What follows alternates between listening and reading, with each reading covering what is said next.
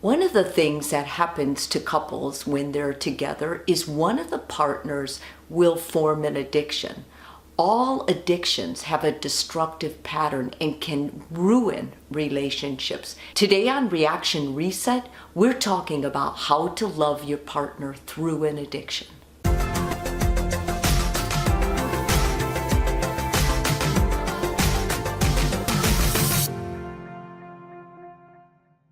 When you get married, you may not know your partner's family history with addictions. When addiction strikes your family, it upsets everything because you weren't thinking, you weren't preparing, you had no idea.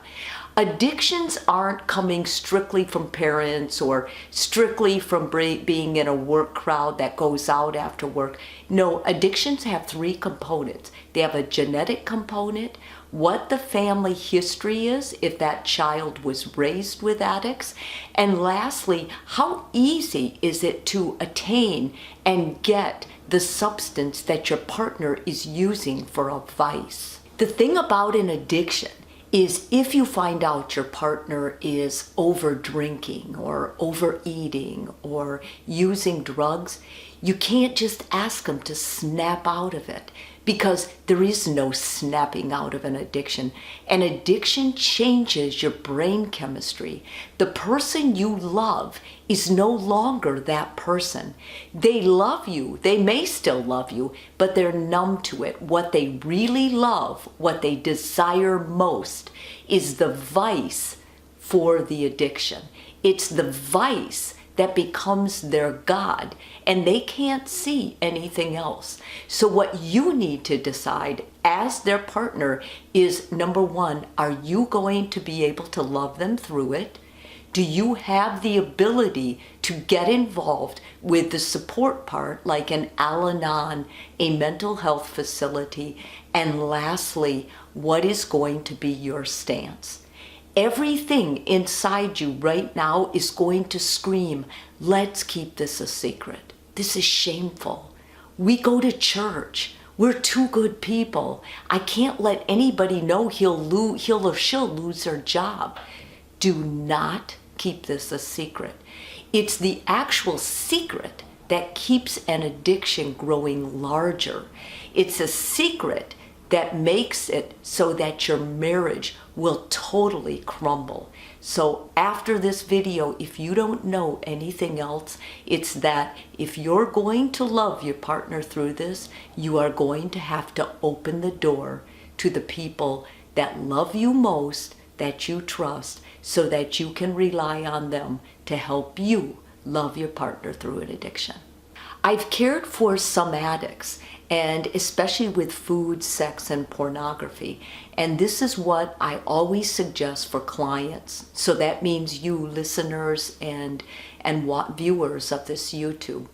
If your partner is an addict and it could affect your health, then it's very important that you go together to your doctor, because some addictions become so destructive in that not only are they destroying your relationship, the very sacredness of your relationship, but they could physically hurt you in the way of a sexual disorder or a sexual disease that is passed on. So before you begin anything, go to the doctor with your partner. This is a very good place to start. First of all, support but don't enable. Let your partner know this is a safe place. They can talk openly and honestly to you, but you are not their mental health care provider. They need to be in a facility that is going to actually help them with their addiction. Pornography, sexual addictions, drug addictions are some of the facilities that are available to help the partner with the addiction as well as a spouse going through it. This is also a good time to find a mental health care special for you. So if you're the support person, you need to be involved in a support group. You want to be sure that you're getting as much of the honest story from your partner as you can. And if you set up your home to be secure and safe but not a treatment facility, you're going to be way ahead of being able to love them through this journey. Secondly, be honest with friends and family about what's going on. You need your friends and family to help support you as well as the children. It's important that you not carry any shame with your partner's addiction. You're going to a support group. You're going to a mental health care professional. It's nothing to feel ashamed about. You did not do anything. This is your partner's responsibility. You are going to walk with them as a support person and someone who cares for them. Thirdly, open up and talk to your children. Kids know something's wrong, and if parents don't talk, kids' anxiety and depression goes way up.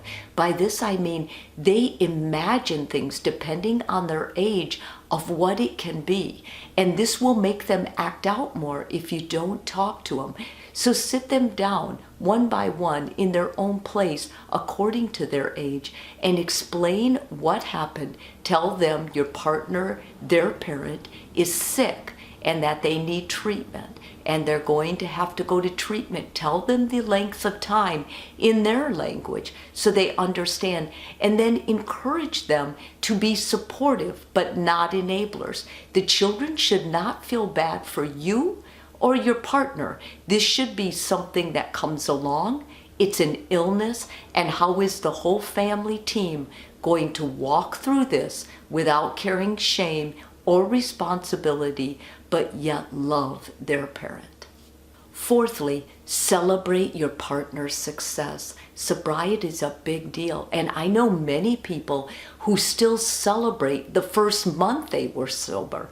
This is so important to keep your partner encouraged, feeling like they've got a support team, feeling like they have your love. They have to walk it alone. This is not your load to carry, but you being there to help support them, help encourage them, help celebrate them means a lot. I caution you with this. If you are married to a food addict, do not bring home a cake to celebrate. Because remember, this will tell your partner, the addict, oh my gosh, they're trying to sabotage me.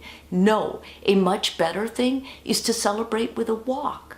Celebrate with a movie. Celebrate with something that will symbolize your encouragement, but that you're not enabling them with their vice. The best thing you can do for yourself and any partner you ever marry is to know your family's history of addictions. Most people don't understand addictions any more than a spouse of an addict who it just starts happening. So if you know your personal history and you can safeguard yourself from using those vices ever, then you're going to go into your marriage knowing that you assume the responsibility for staying sober.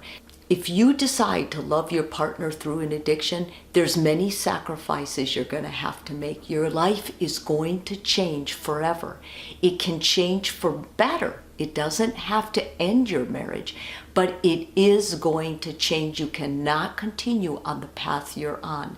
A friend of mine told me she had decided during a counseling insight that it was better for her to fight and work to keep her marriage intact while her husband dealt with his addiction. She said the therapist told her, listen, if you divorce him, then what's going to happen is when your children are with him, they're exposed to everything he is doing while he's under the addiction. And she thought about that, how dangerous and scary that would be for her kids. So she decided that fighting for her marriage would encourage his sobriety, giving her husband back, and also giving her children a dad they could respect. That being said, you have to make the decision for yourself, your children, and for what you see at this time. And remember, change your reaction, change your world.